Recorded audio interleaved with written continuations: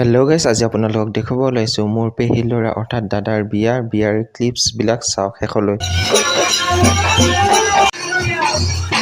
এয়া আপোনালোকক দেখুৱাই গৈ আছোঁ আৰু এয়া পানী তুলি আহিলে আৰু আপোনালোক পানী তুলি অহাৰ পিছৰ দৃশ্য চাওক। পানী তুলি আহি এয়া আয়তীসকলৰ পৰা দৰা আৰু দৰাৰ মাক অৰ্থাৎ পেহী আশীৰ্বাদ লৈছে চাওক।